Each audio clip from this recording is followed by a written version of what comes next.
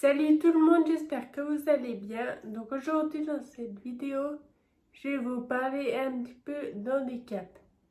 Ça fait longtemps que j'en ai pas parlé, bien que le handicap du coup vous le voyez souvent du coup à travers moi, puisque je suis en fauteuil, donc on peut pas le louper et en plus je parle un peu plus lentement que la normale, donc ça s'entend.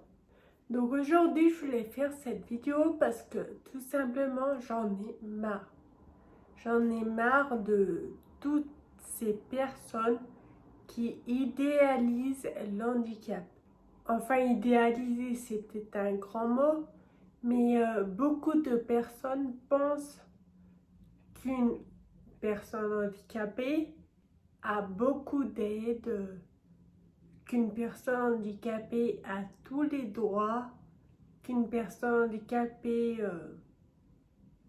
touche de l'argent sans rien faire, alors que c'est complètement faux. Je vais d'ailleurs commencer par ça, par les aides et parce qu'une personne handicapée touche. Donc moi, personnellement, je vais parler pour moi. Donc je touche 1007 € et quelques par mois. Et c'est tout. Je touche rien d'autre, je touche uniquement 1007 €. Donc il faut savoir que c'est quand même au-dessous du seuil de pauvreté. Et voilà, une personne handicapée, il y a même certaines personnes qui touchent moins que ce que j'ai. Et on n'a que ça, vraiment que ça. Donc du coup, on va me dire, oui, d'accord, tu touches que ça, mais tu as quand même beaucoup d'aide. Et ben non plus, j'ai pas d'aide. Enfin, je touche l'APL, mais l'APL, c'est pas une aide pour les personnes handicapées. C'est une aide, enfin, il y a beaucoup de personnes valides qui touchent l'APL. Donc, je touche l'APL qui est à la moitié de mon loyer. Mon loyer qui est quand même à 500 €. Donc j'ai encore l'autre partie à payer de ma poche, donc à payer avec la hache que je touche chaque mois. Mais c'est tout, c'est vraiment tout ce que je touche, tout ce qu'une personne handicapée touche, parce que je sais que du coup pour ma soeur c'est pareil, et c'est tout ce qu'elle a. Et du coup, de là à dire qu'on a beaucoup d'aide, c'est complètement faux. Je suis sûre qu'une personne qui est au RSA touche beaucoup plus d'aide. Parce que je sais très bien qu'une personne au RSA, elle est aidée, mais vraiment pour tout. Mais les personnes handicapées, pas du tout. Il faut s'enlever ça de la tête et il faut dire ce qu'il est. Une personne handicapée, elle vit très très mal. Donc après, je sais très bien que de vous dire par rapport à tous les vlogs que je fais chez moi. Du coup, vous voyez mon appartement et je vais pas mentir qu'il est quand même bien adapté, enfin adapté, vite fait adapté, mais bon, il est quand même bien agencé, bien décoré, bien assez grand aussi. Enfin voilà, j'ai un bel appartement. Sauf que il faut savoir que tout ce que j'ai acheté chez moi, je l'achète mois par mois. Tous les mois, j'ai mon budget, donc sur mes 1007 € que je reçois. Et tous les mois, je me dis, ce mois-ci, j'achète ça. Donc ça fait que j'achète, c'est vrai, tout ce que j'ai besoin, mois par mois, mais voilà, j'achète quand même. Sauf que du coup, j'économise pas. D'ailleurs, ma mère me le dit souvent, t'as qu'à arrêter d'acheter et t'économises. Je lui dis, oui, d'accord, je pourrais le faire, mais j'ai pas envie. Tout simplement parce que si du coup, j'achète plus rien et que j'économise, en gros, j'ai plus de vie. Après, il y a des personnes qui vont se dire, t'as qu'à travailler. Je sais très bien ce que vous pensez. C'est vrai que je pourrais travailler, peut-être pas à temps plein, mais je pourrais travailler à mi-temps. Sauf que trouver du travail pour une personne handicapée, c'est c'est un vrai parcours du combattant. Vous vous rendez vraiment pas compte, mais c'est une galère pas possible. Là, en ce moment, je vais pas me mentir, je cherche pas de boulot depuis, depuis le Covid. Tout simplement parce que déjà pour une personne handicapée, c'est super dur de trouver du boulot. Donc en plus avec le Covid, que tout va mal, beaucoup sont licenciés. Je crois qu'il y a plus de licenciements que d'embauches. C'est même pas la peine de perdre son temps. Donc pour l'instant, je cherche pas. Mais quand la situation sera redevenue normale, si elle redevient normale, là oui, je pense que je vais recommencer à chercher. Et d'ailleurs, en parlant du Covid, ça me fait quand même assez rire parce que il y a beaucoup de personnes qui en ont marre, en même temps c'est normal d'en avoir marre, mais qui ne se rendent pas compte qu'une personne handicapée, elle vit ça H24. Donc vous les valides, vous êtes là, vous en avez marre.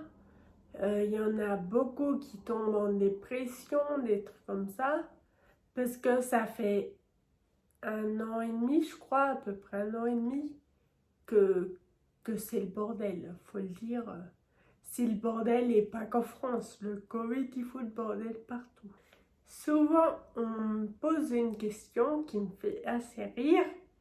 C'est ça va, c'est pas trop dur le confinement? Bah non, moi je suis confinée tous les jours. C'est ma vie. Les gens ils se rendent pas compte que une personne handicapée, elle vit la situation du Covid tous les jours. Donc évidemment, encore une fois, je parle pas pour toutes les personnes handicapées. Là, je parle dans mon cas. Là, ça fait environ 6 ans, voire plus, que j'habite toute seule et je suis tout le temps chez moi. La plupart du temps, je suis chez moi. Je sors pas. En plus, ma seule amie, du coup, elle est à Paris parce que toutes les autres personnes qui étaient censées être mes amies, donc du lycée, elles sont plus là, hein. Enfin, je les vois plus, elles s'en foutent.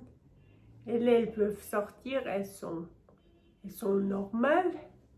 Donc du coup, elles vont pas s'emmerder avec une personne en fauteuil. Et j'ai même envie de dire que c'est de pire en pire, puisque maintenant, j'arrive plus à faire le transfert du fauteuil manuel au fauteuil électrique. Donc ça fait que, du coup, je peux plus sortir. Parce que sortir de chez moi en manuel, c'est impossible. Et franchement, vous, est-ce que vous imaginerez passer votre vie H24, 7 jours sur 7, enfermé dans un appart sans voir personne? Les seules personnes que je vois, c'est ma mère une fois par semaine, mon aide à domicile une fois par semaine, mon kiné une fois par semaine. C'est tout. Et franchement, je vais pas vous mentir, avec une vie comme ça, là-dedans, c'est en train de déboulonner. Après, le problème que je suis tout le temps chez moi, c'est parce que du coup, je peux pas me déplacer toute seule. Donc déjà, quand j'ai un rendez-vous, soit c'est très souvent ma mère, ou alors un service d'aide à domicile où je dois demander un transport véhiculé. Mais bon, le truc c'est que ça, quand je les appelle, c'est souvent pour un transport médical, parce que j'ai un rendez-vous chez le médecin, ou des trucs comme ça. Je vais pas les appeler parce que j'ai envie d'aller faire les magasins. Donc voilà, après si je veux faire les magasins, bah du coup j'achète chez moi sur internet. Sinon, il y a les transports en commun. Mais bon, déjà, comme je vous ai dit, je peux plus faire le transfert sur mon fauteuil électrique. Donc ça fait que je peux pas sortir de chez moi. Donc les transports en commun en fauteuil manuel, c'est mort pour moi. Après aussi, un autre exemple, les SNCF. Ça, je crois que c'est vraiment le plus chiant. C'est qu'il faut, pour une personne handicapée, il faut prévenir notre voyage à la SNCF 48 heures à l'avance. Maintenant, ça m'arrive plus trop de partir sur un coup de tête, mais je me souviens que quand j'étais au lycée, avec ma meilleure amie, des fois le mercredi matin, on avait cours, et pas l'après-midi. Et des fois, on se disait, oh bah tiens, cet après-midi, on va aller à Lyon. Et on décidait ça, voilà, en 2 heures. Donc, alors qu'à la base, il fallait prévenir 48 heures à l'avance. Donc, moi, après là-dessus, j'ai jamais eu de soucis. Mais je sais que ma soeur, un jour, elle n'avait pas prévenu 48 heures à l'avance. Et ben, ils ont refusé de la monter dans le train. Franchement, ça me dégoûte à un point, c'est complètement n'importe quoi. Surtout que il y a des personnes qui nous aident à monter dans le train, donc ils étaient là. Mais vu qu'elle n'avait pas prévenu 48 heures à l'avance, ils n'ont pas voulu. Et aussi là d'ailleurs, je repense, je vous en ai fait un vlog, mais ça fait déjà un moment quand même. On était parti à Walibi, donc un parc d'attractions avec des manèges et tout ça. Et sur le site, on avait pris les billets. C'était écrit que les personnes handicapées pouvaient, que c'était accessible. Sauf que quand on est arrivé là-bas, bah au fait, on s'est rendu compte que c'était accessible, sauf qu'une personne handicapée s'était refusée pour elle. Il nous disait qu'il fallait un minimum d'appui, qu'on puisse se mettre debout, alors que faut pas être débile pour se douter qu'une personne en fauteuil ne peut pas se mettre debout.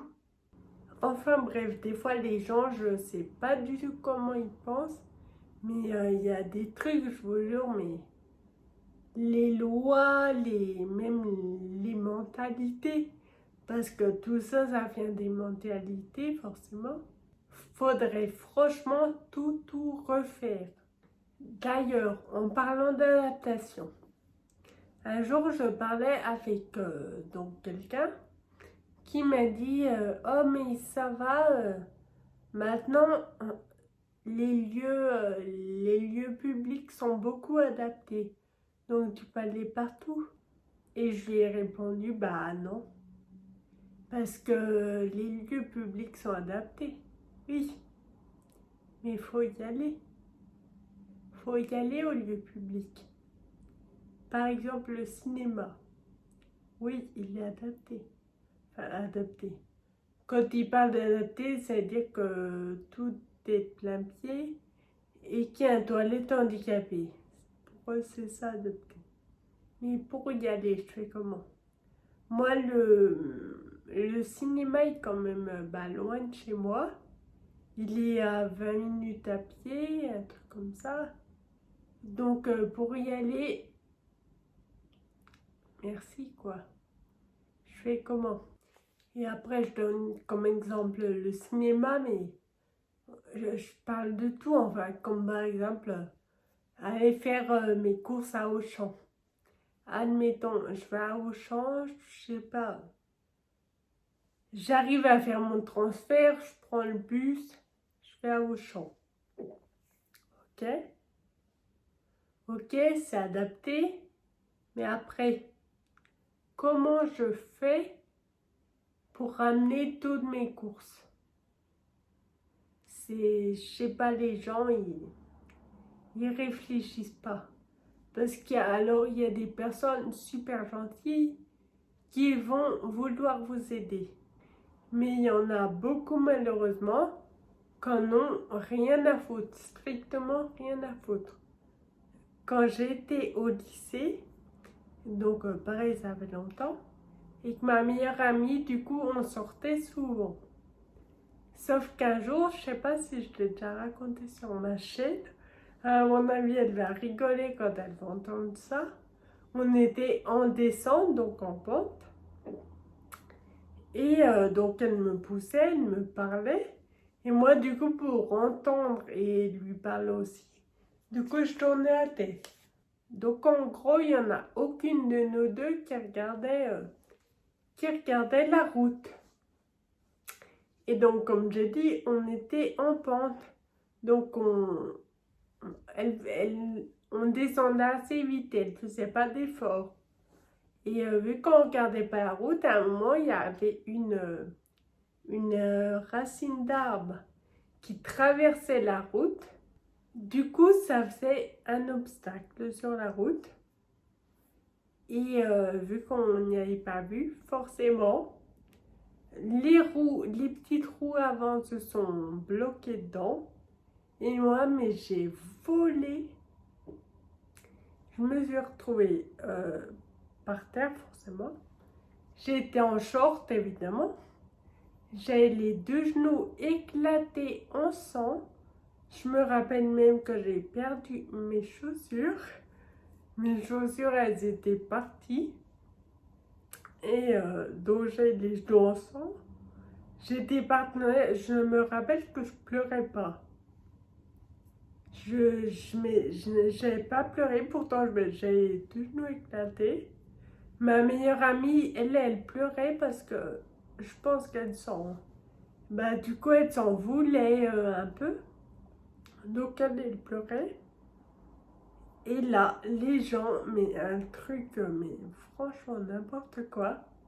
Les gens, bah ils passent à côté de moi. Donc j'étais par terre en sang. Ma meilleure amie pleurait. Et les gens, ils passaient.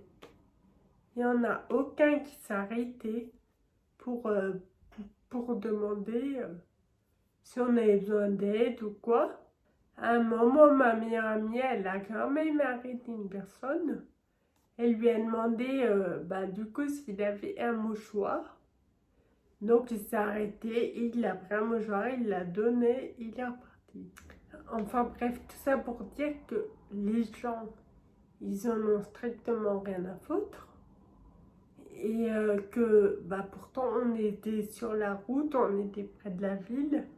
Donc, c'est un lieu public aussi. Sauf que, bah, désolé, mais ça, c'était pas adapté. Une personne en fauteuil, une dame avec une poussette, une personne âgée, une personne aveugle avec une canne. Enfin, c'est vraiment n'importe quoi. En gros, tout ce qui est adapté, c'est uniquement les lieux publics, bah oui, les lieux, les bâtiments, les trucs comme ça. Mais en gros, bah dehors, c'est pas adapté. Ensuite, on continue avec les lieux adaptés. Non mais là, j'ai beaucoup de choses à dire. Alors, les lieux, donc les logements adaptés. Donc moi, là, mon appart, c'est pas du tout un appartement adapté. C'est un appartement pour personnes normales, pour personnes valides. On a accepté de me le louer, mais en gros, c'était à moi de me démerder pour l'adapter. Eux, ils n'ont rien fait. Donc du coup, avec l'aide de ma famille, on a quand même pas mal réussi à l'adapter. Il est quand même pas mal bien. C'est un peu pour ça que j'ai pas trop envie de partir parce que bah, j'avoue qu'il est quand même bien peut-être pas superbement adapté, mais il est bien agencé en tout cas. Donc bon, après, de toute façon, j'ai pas trop le droit de me plaindre, puisque c'est moi qui ai voulu louer cet appartement qui n'est pas adapté. Donc c'est un peu normal, j'ai pas trop le droit de gueuler, puisque il n'est pas fait pour une personne handicapée. Mais justement, parlons-en des logements handicapés.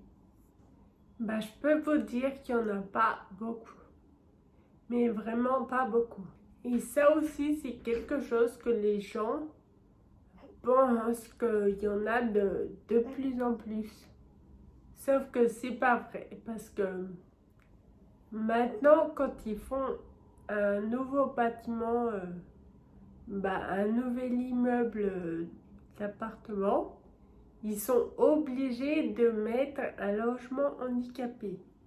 Sauf que le truc, c'est que les personnes qui font les logements handicapés, ils y connaissent rien au handicap. Mais quand je dis rien, c'est vraiment rien. Par exemple, je connais une fille qui avait visité, donc une fille en fauteuil, qui avait visité un logement censé être handicapé sur Mâcon là. Et donc quand elle l'avait visité, elle s'était rendue compte que pour la douche, donc normalement une douche italienne c'est vraiment tout plat, il n'y a pas de marche, pas de seuil, enfin voilà, c'est vraiment tout plat. Donc du coup cette fille elle n'avait pas pu prendre l'appartement parce que la salle de bain, la douche, avait un seuil, donc un genre de bac de douche, enfin, je sais pas trop ce que c'était, mais genre même un truc comme ça. Peut-être, ça fait quoi, peut-être 1 ou 2 centimètres, c'est rien du tout. Pour une personne valide, c'est rien. Mais pour une personne en fauteuil, c'est pas possible. Comment on fait pour passer? C'est pas possible. Et donc voilà, un appartement censé être handicapé qui finalement ne l'était pas. Pareil, autre exemple, donc ma soeur, je t'ai déjà dit qu'elle a déménagé. Et donc là, son appartement, pareil, il est censé être handicapé. Sauf que, et ça pour moi c'est le truc le plus important dans un appart handicapé, c'est le toilette. Normalement, pour une personne en fauteuil, même une personne âgée, elle doit avoir un toilette surélevé pour ne pas avoir à forcer à se relever. Et ça, vraiment, c'est la base. La base d'un appartement handicapé, c'est le toilette. Sauf que le toilette de l'appartement de ma soeur, qui est handicapé, ne l'est pas. C'est un toilette bas. Et pareil, mais ça, vraiment, c'est... Les gens, quand je vous dis qu'ils réfléchissent pas, c'est que sa boîte aux lettres, elle est là-haut. Elle peut même pas l'atteindre. C'est vraiment un musée. Heureusement, elle habite avec son copain. Du coup, c'est lui qui va à la boîte aux lettres. Mais si elle avait pris l'appartement seule, elle aurait juste pas pu aller au courrier. Donc, on continue. La meilleure façon pour une personne handicapée, la meilleure façon, le meilleur, enfin, pour avoir un bel appartement handicapé, adapté pour elle, ce serait de faire construire. Comme ça, c'est elle qui choisit les plans qu'elle veut, l'agencement, enfin, c'est tout elle qui choisit. Mais le problème, c'est qu'une personne handicapée ne peut pas faire de prêt. Enfin, une personne handicapée, toutes les personnes handicapées, je sais pas. Après, je sais que dans ma maladie à moi, on ne peut pas. Après, par exemple, une personne uniquement paraplégique, peut-être qu'elle peut, je sais pas. Mais enfin, en tout cas, moi, je sais que je peux pas. Ma soeur peut pas. Enfin, dans ma maladie, on peut pas. Et pourquoi on peut pas? Tout simplement parce qu'ils ont peur qu'une personne handicapée, elle clapse. Vu qu'une personne handicapée est plus fragile qu'une personne valide, ils préfèrent ne pas prendre de risques. Parce que faire un prêt, d'accord, mais après, il faut le rembourser. Sauf que si la personne, elle claque, forcément, le prêt, il ne pourra pas être remboursé. Donc, du coup, ils ne prennent pas de risque et ils refusent les prêts. Alors que je trouve ça complètement idiot. Parce que, imaginons une personne valide, en pleine santé, peut très bien aller à la banque, faire un prêt, ressortir de la banque et se faire écraser par une voiture. Voilà, c'est bête ce que je dis, mais c'est la vérité. On ne sait pas ce qui peut se passer. Donc voilà, c'est complètement débile de refuser les prêts aux personnes handicapées. Donc pas de prêt, ça veut dire pas de maison adaptée, pas de maison adaptée comme on le souhaite en tout cas.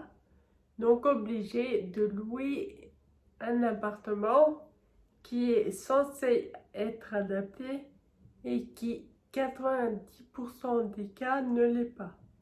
La chance qu'on ait pour faire un prêt, c'est d'avoir un conjoint.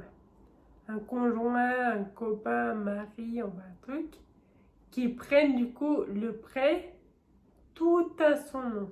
Sauf que là aussi, ce qui est n'importe quoi, c'est que une personne handicapée ne peut pas vivre en autonomie si elle a un mari ou un conjoint ou un copain ou n'importe. Tout simplement parce que une personne handicapée, donc je vais prendre mon cas pour vous donner l'exemple, donc je touche la hache 1007 € par mois. Si demain je décide de me marier, donc de vivre avec mon copain, le problème c'est que si jamais lui il travaille, mon AH elle saute.